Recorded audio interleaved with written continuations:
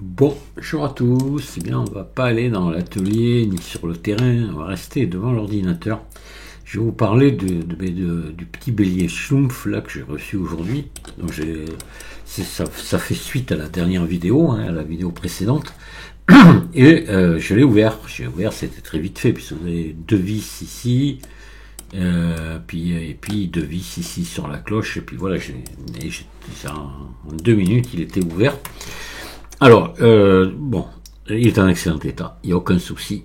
Et ça m'a permis de lever pas mal de petits voiles que j'avais là-dessus, sur le fonctionnement de ces béliers. Donc, parce que moi, j'avais vu une maquette déjà en bois de ces béliers-là, de l'intérieur du corps. Alors, je crois que, enfin, moi, je crois même que j'en ai, je sais même pas si c'est pas sur mon site d'ailleurs, il me semble que j'ai dû mettre des photos, puis j'en avais parlé. Et je crois que Régis Petit, là aussi, sur son site, cette maquette en bois. Donc, c'est bien celle-ci. Parce que je ne savais pas si c'était celui-là ou pas. Vous savez qu'il y avait le truc du renouvellement d'air dont je vous ai parlé dans la vidéo précédente, que la cloche est toute petite, donc il y avait forcément un renouvellement d'air dessus. Ben oui, c'est ce que j'avais déjà vu. Et donc parce que ces clapets là, c'est des vraies pompes à air quand ils sont comme ça en façade, ça peut même complètement chambouler le fonctionnement. Mais eux là, apparemment, ils avaient trouvé le truc. Donc ils ont canalisé la bulle d'air, ils la canalisent vers l'intérieur, de façon qu'elle revienne vers le clapet de cloche. Je vais vous faire voir tout ça. Alors, par contre, où j'ai été surpris, c'est le clapet de choc. Là, c'est surprenant. Ces béliers, moi je vais vous dire un truc, pour moi ils sont inusables. C'est-à-dire que les pièces d'usure, c'est uniquement des joints. Uniquement. Voilà. Donc, alors évidemment, il faudra peut-être les remplacer plus souvent que que s'il y avait des pièces mécaniques dessus, métalliques, voilà, ou composites. Mais oui, je pense composite parce que je pense au palier polymère ou comme ça, voilà. Mais autrement.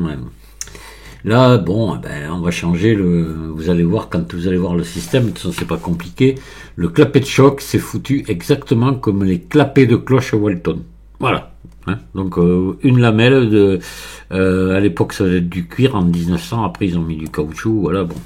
Et je pense que de toute façon la solution elle est bonne, parce que ça c'est peut-être embêtant parce qu'il va falloir le faire souvent, peut-être une fois par an, ou je sais pas, ou peut-être plus, mais ça coûte rien. Voilà, et ça, il n'y a pas besoin d'outils. Il n'y a pas besoin d'avoir un tourneur, un fraiseur, on coupe ça avec un emporte-pièce et puis des ciseaux, et puis on remplace le bélier repart à neuf, quoi. Non mais c'est vraiment, quand on y regarde de près, c'est pas idiot du tout. Pas du tout, du tout. Alors après, le rendement, moi c'est pour ça que je pense que ces béliers ont un moins bon rendement qu'un Walton ou Plitter, mais ça sera à voir. Quand je vais l'avoir terminé, je vais l'essayer et je vais le réessayer dans les mêmes conditions que le Walton numéro 3 que j'avais déjà essayé, même j'en ai essayé plusieurs Walton numéro 3. Donc on va pouvoir comparer dans les mêmes conditions, même moteur de chute et de refoulement. Le truc qu'il faudrait que je fasse, ça serait le débit d'eau, mais ça je vais pas pouvoir le faire, absorber, parce que ces béliers là en principe sont très gourmands en eau, mais à voir. Tout ça je dis peut-être n'importe quoi et j'en sais absolument rien. Voilà. Donc moi ce qui m'intéresse maintenant, ça va être vous montrer un petit peu comment c'est foutu. Donc on va cacher le corps pour l'instant, voilà, je vais le cacher, et on va venir directement déjà voir alors oui, je vous ai pas dit, oui, l'eau rentre par là, ici. Donc, attendez, on va remettre le corps. Voilà, la batterie ici. On rentre dans le corps du bélier et on sort par le clapet de choc ici. Et là, vous avez la cloche, avec le clapet de cloche qui est ici, comme sur un bélier Walton, pareil. Et là, le refoulement est ici. Donc, vous avez l'entrée ici, le refoulement là. Et le refoulement, évidemment, est par-dessus, au-dessus du clapet de cloche. Voilà, c'est à ce niveau-là, c'est séparé les deux. Voilà, d'accord. Allez, on va cacher donc le corps et on va venir ici. Ce qui nous intéresse, c'est le clapet de choc. Alors regardez, vous voyez ici, vous avez c'est du caoutchouc, voilà, caoutchouc. Peut-être que c'était du cuir à l'époque. Ici encore caoutchouc ici. Et là bronze ou laiton, enfin bon, c'est tout. Donc et là au milieu vous avez cet axe-là qui traverse, là, qui est vissé derrière. Là, je n'ai pas mis d'écrou ni rien, mais bon, normalement c'est vissé là, dans cette partie-là. Et là, lui, il vient, c'est lui qui règle. Enfin, cet écrou et contre-écrou qui vient régler la course. Plus vous allez le descendre, moins vous aurez de course, puisque lui va venir taper dedans. Et le contraire, si plus vous allez monter cette vis là, et plus le clapet aura de l'ouverture. Voilà. Donc voilà, la règle là, on va le voir, vous allez voir. Donc je vais venir là, je vais venir ici pour vous le faire fonctionner. Voilà, voilà, oui, voilà ce qui se passe. Voilà, donc c'est uniquement cette lamelle caoutchouc là qui fait office de d'axe, tout ce que vous voudrez, quoi. Voilà, vous voyez, ça vient taper là. Donc plus on va descendre évidemment le truc, moins il y aura de course. Voilà. Quand j'ai vu ça, je dis non, je m'attendais à ce qu'il y ait un axe, quelque chose, mais finalement mais c'est vrai que pourquoi elle se casser la tête, c'est loin d'être idiot et ça fonctionne, terminé, voilà. Vous vous rendez compte que là, il n'y a pas du tout besoin d'une seule machine-outil le jour où vous voulez remettre vraiment à neuf. Vous mettez ce joint neuf, celui qui sert là de charnière finalement, parce que c'est une charnière hein, quelque part, et au pire vous remplacez votre portée en laiton là si elle est bouffée quoi, mais sinon voilà. Et là ici on est dans la même condition, je vais vous montrer, c'est encore plus simple que sur un Walton parce que c'est carrément le joint le joint de cloche qui fait clapper, on va le voir après, mais voilà. Donc voilà comment ce petit bélier Schlumpf il envoie le et enfin il a son clapet de choc comme ça quoi. Alors je vais vous montrer maintenant le clapet de cloche, on va cacher la cloche, voilà. Et lui ben voilà hein, donc c'est dessous, c'est percé dans le corps là, si je le remets le corps, non je vais pas vous le remettre, ça va nous gêner. Et lui, pareil, bon, ben, il s'ouvre, on va le faire ouvrir, hop, voilà, vous voyez, comme ça, il fait ça, hein. Voilà. Chaque coup de bélier, même pas autant, et ça monte à peine, c'est touc touc, juste, c'est dérisoire. Et voilà, et lui, il vient refermer sur le corps sur le corps, hein, sur la surface usinée du corps, hein, voilà. Ça ferme, c'est terminé, ça vulgaire clapet abattant lui, là aussi. Oui, alors maintenant ce que je vais vous montrer c'est cette histoire de canalisation d'air.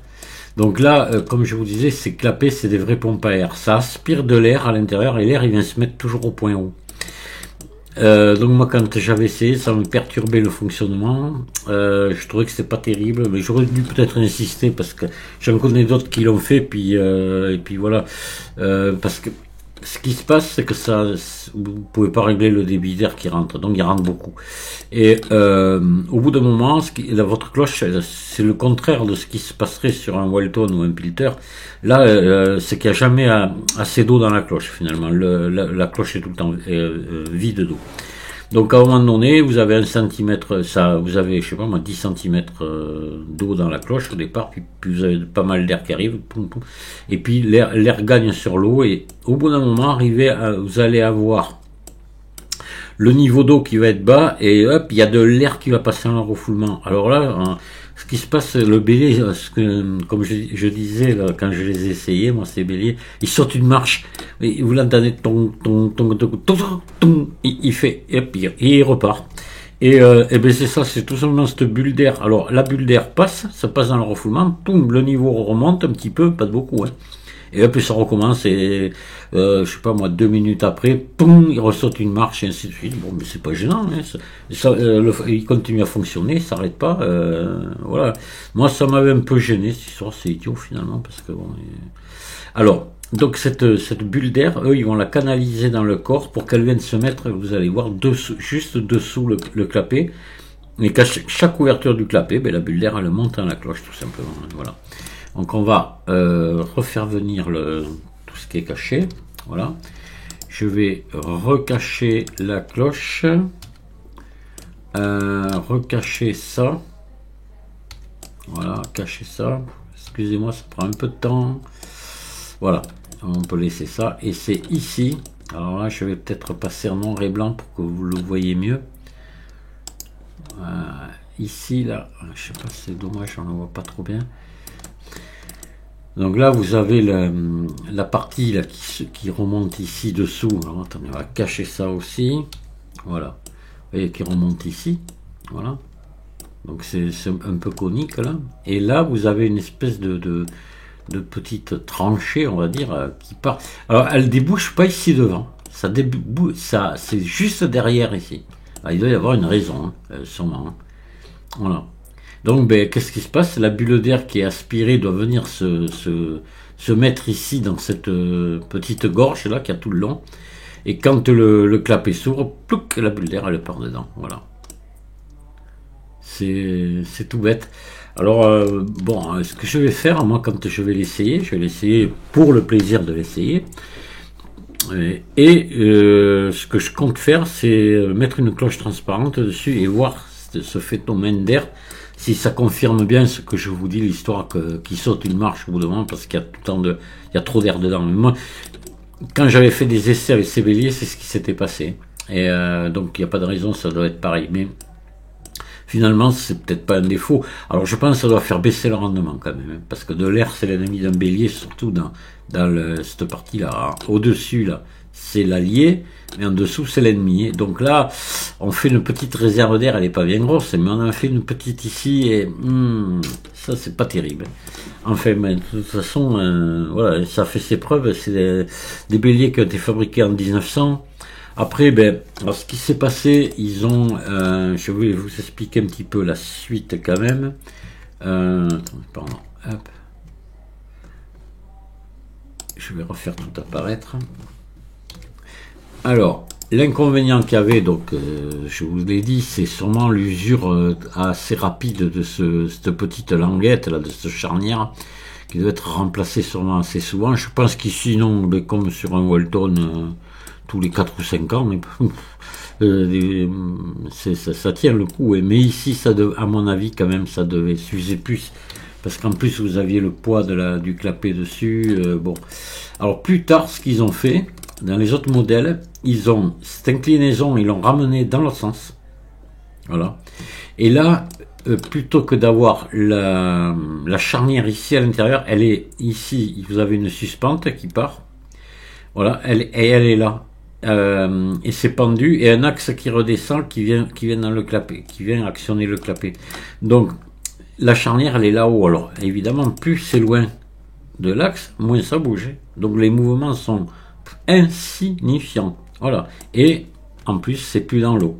Voilà. Donc, à mon avis, à l'extérieur, après, ça devait tenir beaucoup plus longtemps. Voilà. C'est pour ça que vous les voyez après avec ce truc et même un petit contrepoids dessus.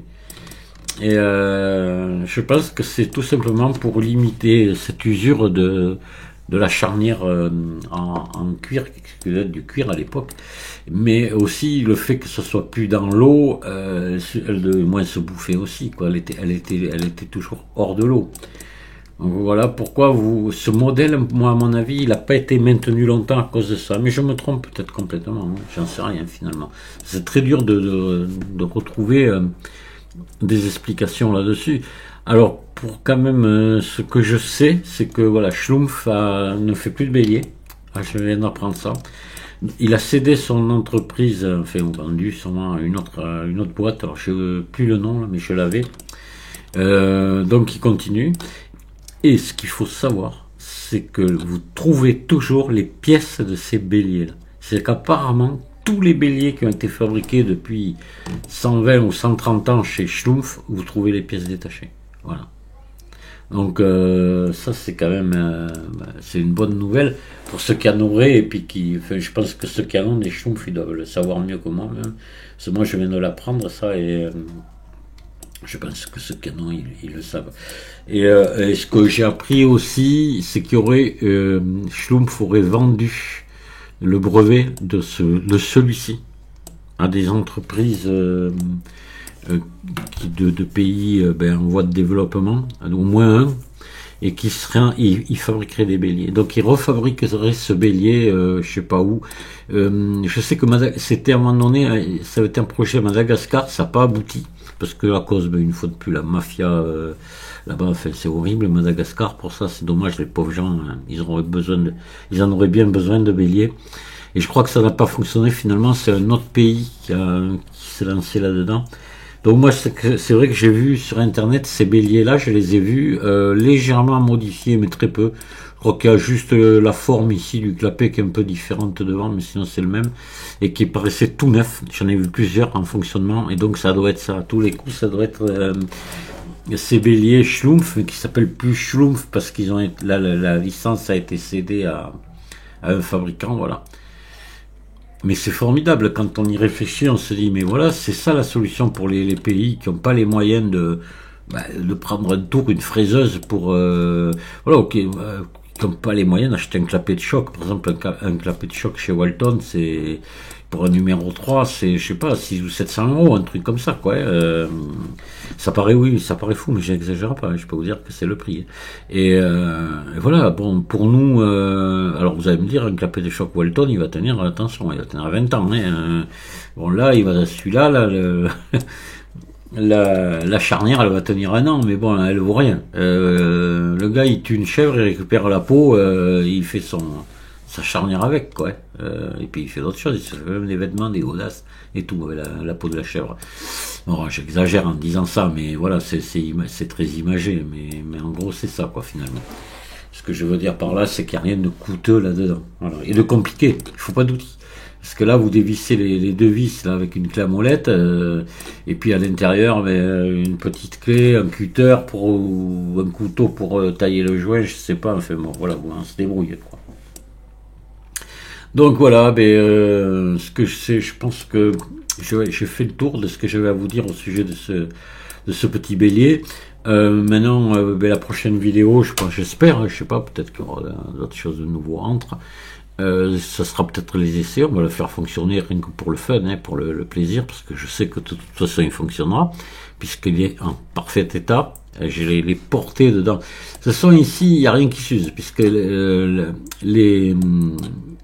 les chocs se font sur du caoutchouc finalement, qu'on remplace. Donc voilà.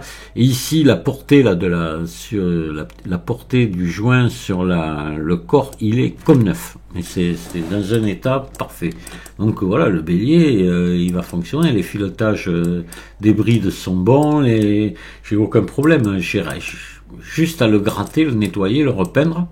Et voilà. Et mettre donc une vis ici qui me manque, ce que je vous avais dit dans la dernière vidéo, et il me manque ici cette tige là, voilà, qui a été cassée. Ça, on l'a vu, c'est cassé ici, mais après tout le reste à l'intérieur est en état, voilà.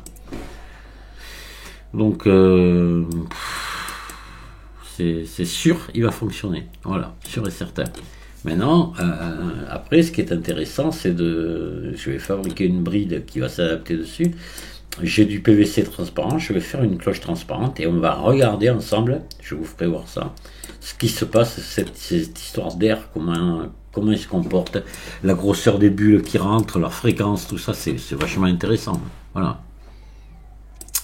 Je vous dis merci de m'avoir écouté et à très bientôt. Au revoir.